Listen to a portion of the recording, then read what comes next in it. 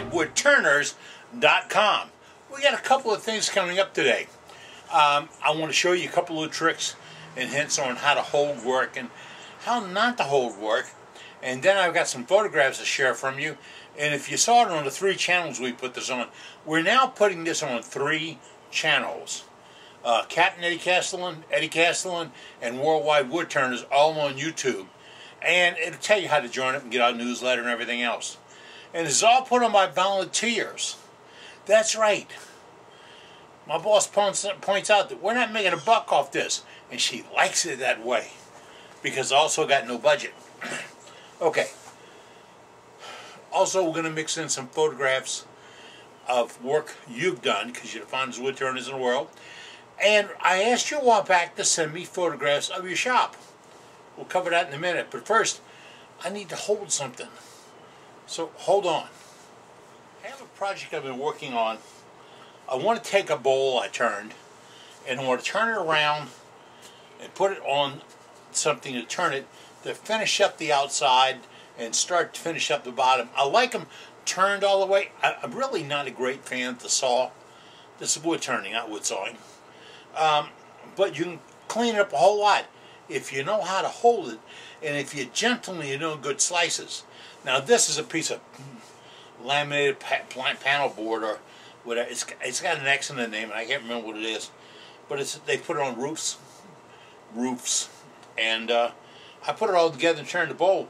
Then I forgot it and left it outside for a couple of weeks, like 8. And it has swollen up a little bit. Yes, there's some irregularities. But you know what? That's texture. And I couldn't get that texture before, but I have it now. My boss thinks it should be slick, so I have to return it. How do I return a bowl? Now, does this work if you're turning a fresh one, not reconditioning one? If you're turning a fresh bowl, how do you return a bowl? Well, I want to put this up here and show you. This is my one-way stronghold chuck. It could be a Vic Mark. It could be a Barracuda. It could be. It's a chuck, all right? And I don't really need a chuck, but I'm putting it in a chuck. This is it, and I have a little dovetail glued on the back of this block. And this block is as simple as can be. I have the tenon to the right size using my tenon jig, because I don't want to be under-grabbing or over-grabbing. So I'm going to put that in there and snug it up a little bit. And for right now, I'm not allowed to turn the machine on. It's the freaking rules. So I'm going to tighten it up. Now this is a PVC clean out from the hardware store. That's right, from the Ace Hardware store. Well, gee, they're not an Ace anymore. But hey, it's from the hardware store. And I put it on there, and I took a little piece of rubber gasket material, a little foam with gasket material, and put a surface on it. Now that's going to make it softer. But hey, you don't have that, right? So now you're going to make do with what you do have. And that's where Worldwide Woodturners comes in play. If you have to, or you need to, or you've got to, yada, yada, yada, yada, yada, you have a faceplate, put a block on it, groove the block, put this on it, put the foam on it, and you can go. And you can put this through your vacuum chuck system. Oh, you don't have it. What the hell, you don't have a vacuum system? Oh, man. Alright, well, we don't really need a vacuum system. Man, y'all, sometimes you make me earn my keep. Glad I'm free. But I'm going to move stuff out the way now, so I got a little room to work here. You don't have a vacuum system. I'm moving projects that we're going to do for Worldwide Woodturners. These are things that you've suggested, you've asked for, and they have some technique in them. And the secret to this entire thing is developing technique. Now, I have the piece, have this, have the gasket. If I don't have the gasket, what can I do? Voila, la la!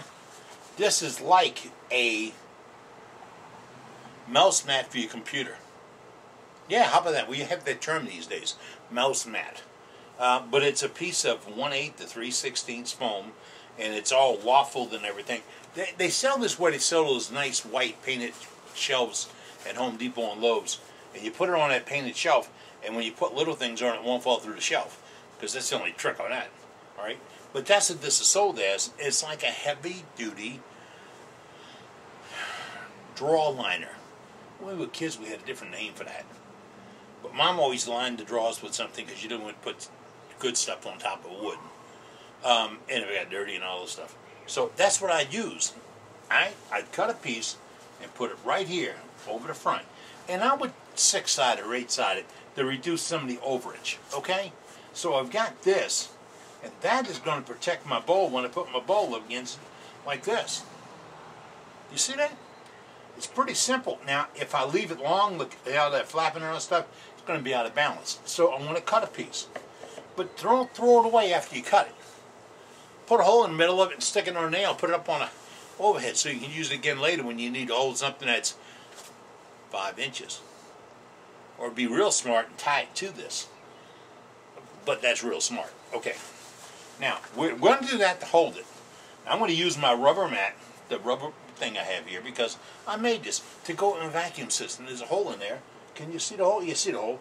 And it goes through to my vacuum system. And I've got 2 of them. I've got one that is a, oh, I can't see it right now. It's a Pittsburgh, made in China, 2.5 CFM vacuum pump. I bought it at Harbor Freight. If you got a friend that's an old air conditioning mechanic that might have a worn out or barely usable vacuum pump, mooch it from them. Most times you just need a cleaning. Or you can get, there's a thing with 2 Venturis, wood somebody makes it, I'll come up with the name of it, and it uses your air compressor to pressurize the line and create a vacuum. Yeah, it's cool how it works. It's so simple. When after you pay for it, you're going to say, man, why did I make that? I can't come up with the parts. That's all. Alright, I'm back to this. This is going to go on that pad. Alright, I'm getting rid of my phone bag because I don't need it. Okay? And it was sleeping outside anyway. Then I'm going to bring up my tailstock. Now on my tailstock right here, and I'm going to look over there to see you. Right here, I've got what I call a soft touch. Now that is a piece that I turned and threaded 3/4 10 to fit on my revolving center. Alright, now if you don't have a revolving center, you can make up your own version of the soft touch. It has to spin with the lathe, and you have to have a center point that matches, because if it's off, it's going to do this. That's no fun. I mean, look at me doing it. It's no fun. But then you can put it on there, and it's soft touching it, and I can work this around. I'm looking right across this thing here, and I'm going to see the high and lows. And remember, I'm just coming in to clean it up and sand it. So I'm going to bump it around a little bit, and then put a little more pressure on my soft touch. That is not going to mark my lumber or my turn piece or whatever. It's going to put a little pressure on it, so now I can turn the machine on, and I can sand this, I can finish this, I can trim this, and I'm going to have a little bitty button at the bottom. I'll take that off with a knife later. But that'll hold it, and that's for returning. Returning, okay? Now, let's just say I've got another piece. Come on, work with me here. This is bullet-resistant plastic. I took out of a bank that I built. I'm sorry. They gave me from a bank I built. I didn't take anything from the bank. I got to be real clear about that. Whew. People get finicky about that. All right. It's bullet-resistant plexiglass, because there is nothing bulletproof. Ask a marksman. Or an old ammo troop. Me. Nothing's bullet resistant. Okay. This is the piece, and I want to go in and clean up these grooves and marks and stuff that's on it. Now, I want to turn it this way with the open side out. Bring up my rest and balance it out until it's running true. And there's a secret to it. Time. Takes a few moments to pull it and get it around, and you'll get it running true. Now I can clean up this outside. I can go around to the inside, to almost the center, almost. But remember, I'm cleaning it up, and I can do some work with a wet pad. And then when I get that done, I'm going to flip it around and go, this is tricky. You got to understand how tricky this is. I'm turning around, bring the tailstock back up, recenter it up. Recenter it up? I don't know if we do say that. Alright, I'm going to center it up. And I'm using, again, the soft touch. The soft touch now is not going to scratch my material. And this is plastic. It will scratch. You can't put the point in it. That's bulletproof. Alright. So now I'm going to turn it around. And I can sand this inside. I can sand this outside and come all the way down to just about the center. And when I get done, maybe I'll take my pad and go my 468,000 and whatever. 468 1000. Don't take me using 8,000 grit paper. And clean it all up, orbital, instead of putting lines in it. Remember, the light has to pass through the cover, the coating, the finish, or anything else. The light must pass through that in order for you to get the chatoyance, the beauty, the cat's eye of the wood. It has to pass through your finish. This one has no finish, so scratch on the inside will be seen from the outside, which I'm going to get rid of the scratches on the inside and the outside. Now, my vacuum chuck was working, my Pittsburgh made in China vacuum chuck. I put my rod in, put the gasket on, bring this up, get it balanced out, and then when I pulled it away, I could clean up that center. Because doing that cutting and slicing, pardon me, I got the hiccups. I don't need any more than light pressure. That's when I'm going to generate some light pressure to do it. So, and that's if I use the vacuum chuck. But just between us, if you don't have it, you don't need it. You can work around it. So, if you make a little soft touch to go on your head, on your tail suck, and you make a little, well, that's really a soft touch on this side too, to push the bowl up against, then you can turn the bottom and it'll be beautiful all the way around. There's more coming right here. WorldwideWoodTurners.com.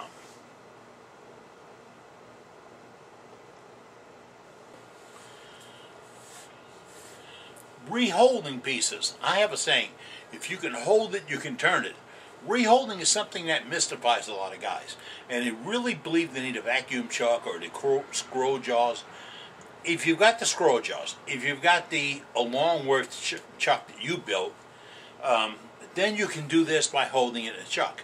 But holding this side to do that is sometimes awkward. It can be done, it's just a little awkward. We'll cover it here at Worldwide Woodturners. What I'm trying to tell you, and I'm telling you, is if you can hold it, you can turn it. Miracles happen every day. I mean, look at this. I went to the shop this morning, barber shop, and asked to get a mohawk cut. A mohawk. Yeah, the guy charged me $20 for this. And I said, it doesn't look like the mohawk on the picture. And he said, well, that guy's got hair. It's just cruel. Just cruel. Okay, you've seen my shop. Have I seen your shop? Ah, that's the deal. Okay, I'm going to rig for another demonstration. In the meantime, I want you to look at this. This is from about 15 guys who have shared the idea and showed me what their shop looks like, because we don't all have a big shop. And most of them are more organized than this one is. Take a look.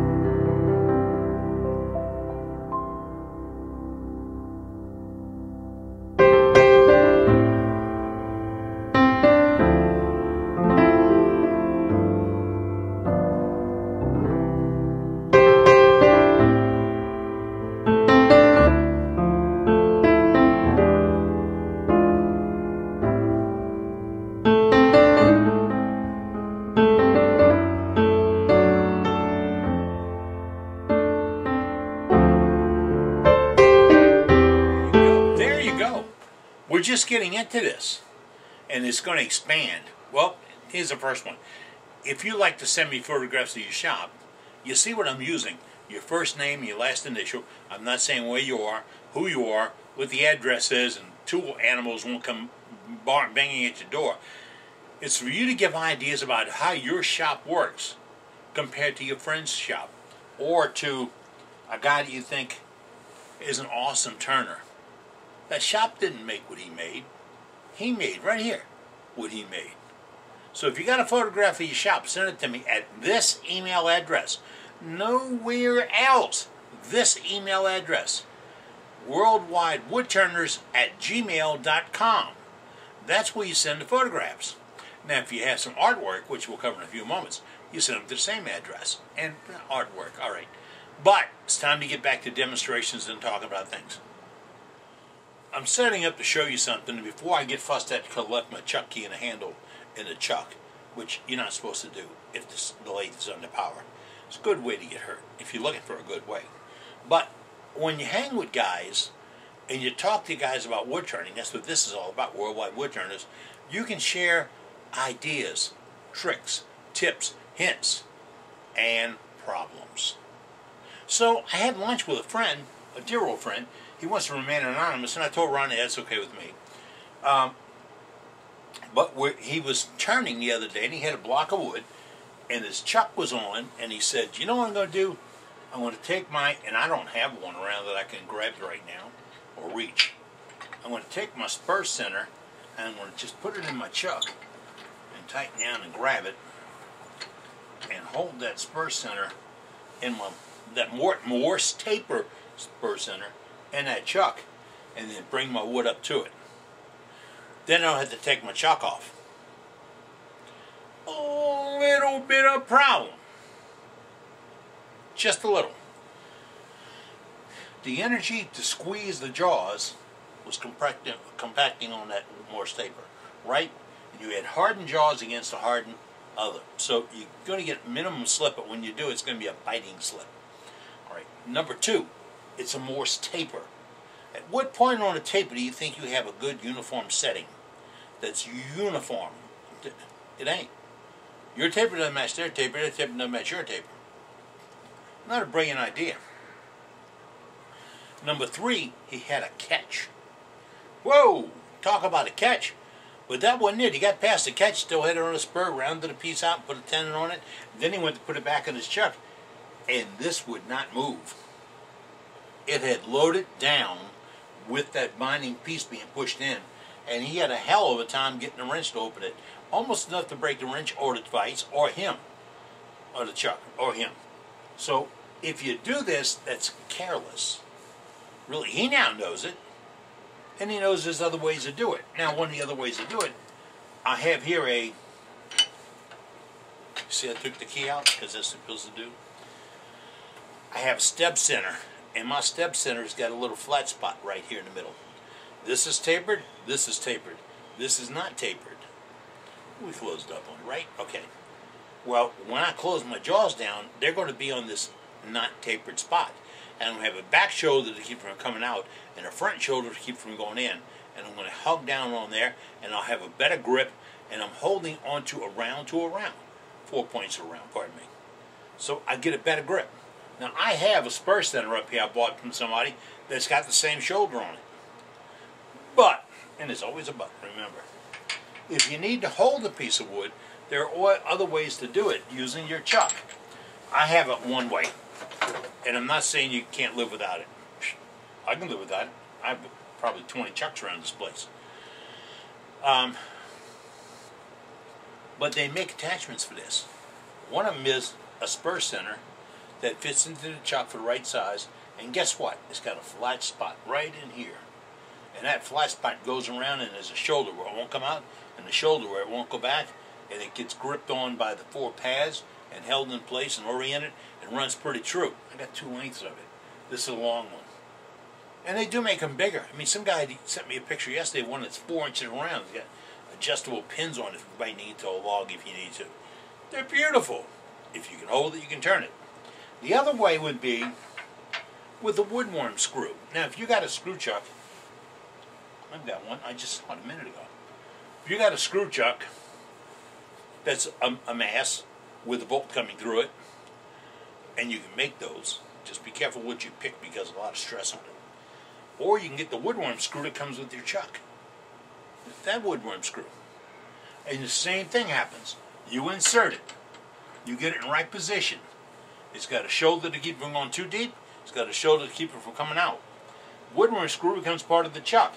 That is an excellent idea. In fact, it eliminates the woodwork chuck thing if you have the woodworm screw.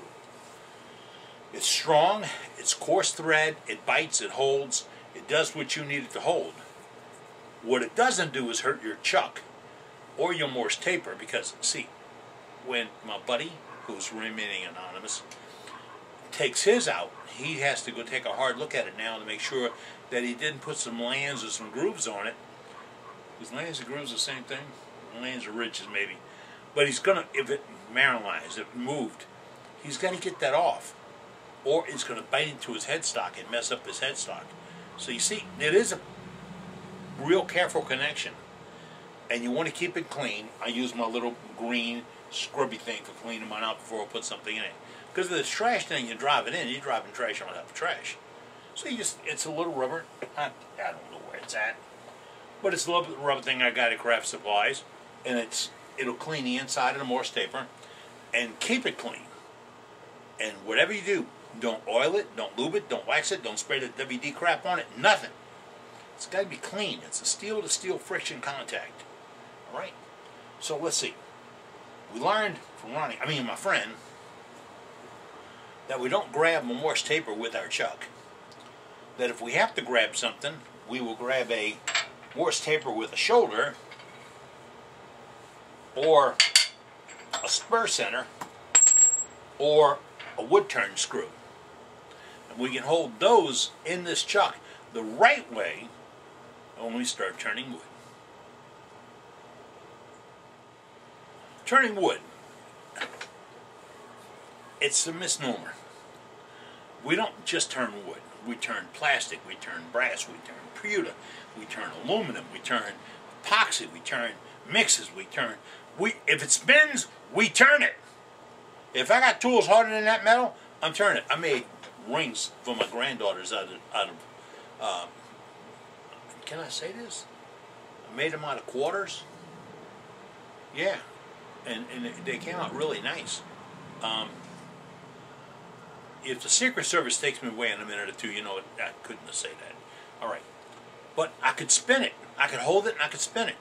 Get this. I held it with double stick tape and a soft touch. Double stick duct tape that I picked up at Lowe's. Sometimes you can't find it. It's in a carpet section or the tape section or an odd section, because some of these retailers partner up with a company to buy X, Y, and Z paint. And if this product's not in the XYZ book, it doesn't get handled. They don't go to R or P or somebody to buy it. They're trying to consolidate their buys, get their best buying power, best shipping power, best delivery power, and all that. That's why you run across stores that don't handle things. It's just a convenience thing on how they can get it in. They have to make a buck. We all have to. All right. So I did that with a quarter, and then I spun it, and I used my carbide cutter, and I tilted it on a slight angle. That's right, a slight angle. And I did what I'm calling a bias cut. Now, I'm not permitted to turn the machines on this week. Limitations are almost off, and that's my problem. It's not your problem. I'm getting better. I really am. At least I believe I am. It's the drugs. That's what it is. All right. But you do a bias cut. You take a soft cut on a slope. And I keep explaining it to guys, and they tell me, I've never heard of a bias cut. Well, guess what? 10 years ago, nobody heard of a negative rake scraper. And if it's not being used as a scraper, why the hell call it one? So you can take a carbide cutter, it's got a razor sharp edge on it, and you can plow, did I say plow? Plow into that wood, and shaving's going to come out. It has to. The soft one gives up. But if you kick that tool up on a slight angle, and I got my left shoulder of the tool down, right shoulder up, And what angle? I don't know. But I'm retuning my cutter to make a slice rather than a gouge. Slice it, don't plow it. Slice it, don't gouge it. Slice it, slice it. That's what you're looking for. I want you to practice that on your lathe without a project. Chuck up something. I like soft. Okay? Because if you don't do it right, it's going to pull instead of soft, tear, slice. I don't know what I'm talking about. But if you practice, you can watch that cutter and see how it cuts. Now, I'm a great fan of YouTube. That's where we are now. Okay? But there's not a lot of truths and a lot of work on YouTube. And sometimes you see something from a guy who's due to a show to make you stick around and buy the XYZ tool or whatever. I'm not into that. I really don't believe you need carbide. I sell more than anybody else in the world, I believe. But I don't believe you need it. I think you can get along without it. I think you need to know how to sharpen your tools. And you need to learn how to tool cuts. If you'll do that, you'll turn out some great looking work. And speaking of great looking work, how's that for a segue, huh? Alright, speaking of great looking work, I've got pictures sent to us by woodturners in Worldwide Woodturners. Members, bona fide, I almost said dues paying. They don't pay dues. Bona fide members of Worldwide Woodturners. Take a look at this art. This is awesome.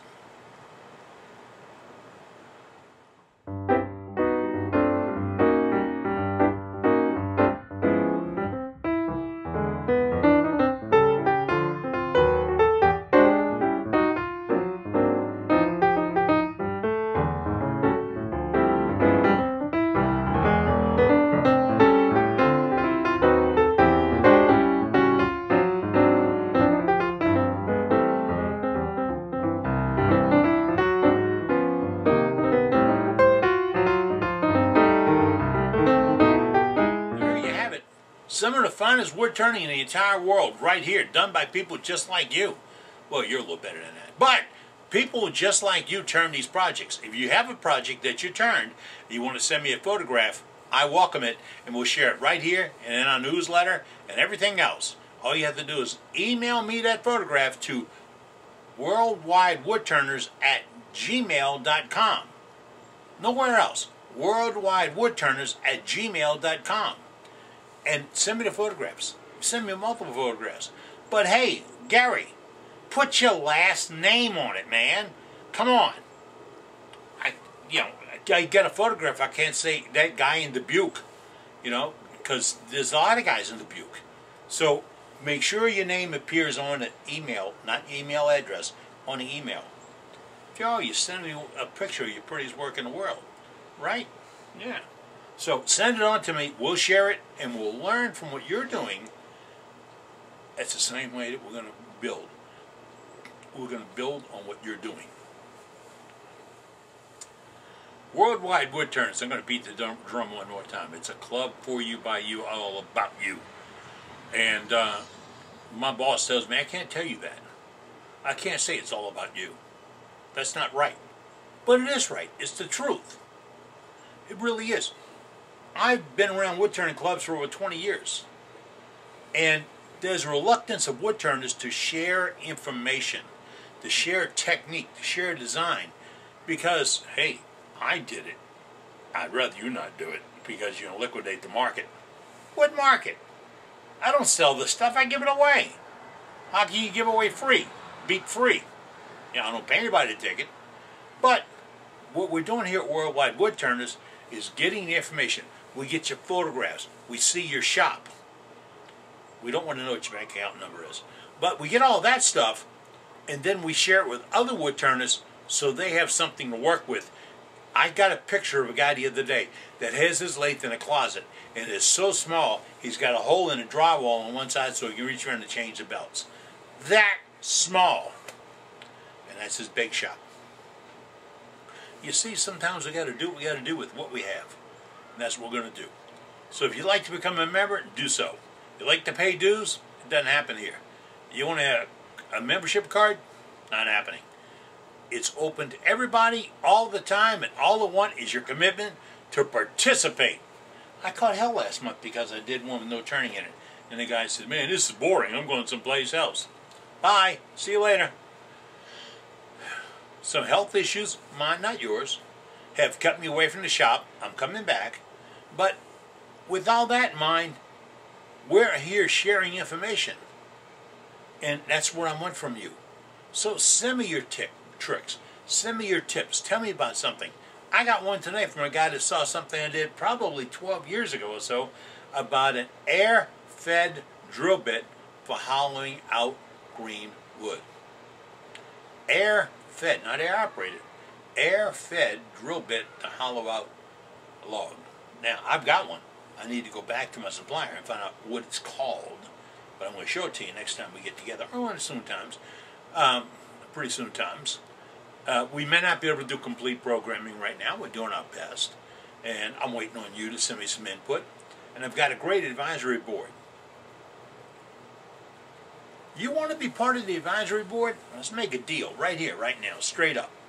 You want to be part of the advisory board? Oh, I've got to talk to you now. I heard that. Advisory board or advisory team. I don't want to say board because it's not a team. A team all gets together. A board gets elected. We're just all getting together in an advisory team. If you want to be part of our advisory team, all you have to do is become a member and input or output from our site and our newsletter. Yeah, it's just that simple. And we want your help. We want you to participate. Had a guy ask me, can I do an ink pen out of a kit without a kit? Yes. It's right there. Right over somewhere there. Alright? I'm going to show you how to do that, and I want to get it done this week so you can use it for Christmas gifts. Because everybody needs a screwdriver. Did I say screwdriver? I hope I did. Alright. Then I've got another little project that we want to do. But it's not just the turning. It's how we're going to drill it. How we're going to get that hole to be down the center. How we're going to attach the piece that we're stealing from apart from Harbor Freight. And how we're holding the whole thing to put a finish on it. And then finishing it. It's a lot of math to this. Yeah, I know you didn't sound on for that, but hey, I need your help. I was sitting outside the shop today, waiting for my manager to come home. And I was looking at a handle I put on a fence right here to lift a latch on a gate. I turned it last year and I quickly hit it with a CA finish and it looked really good. It looked pretty good. The finish is completely worn. Completely worn. It's taking in moisture and it's causing the wood to move a little bit. What I missed was some steps on finishing that we want to cover. We're going to show you a strip of wood, and we're going to put as many different types and grades of finish we can on it. I'm not talking about the Miralax and the Valspar and the Minwax and the Zinsser and all those. No, I'm going to talk about general products.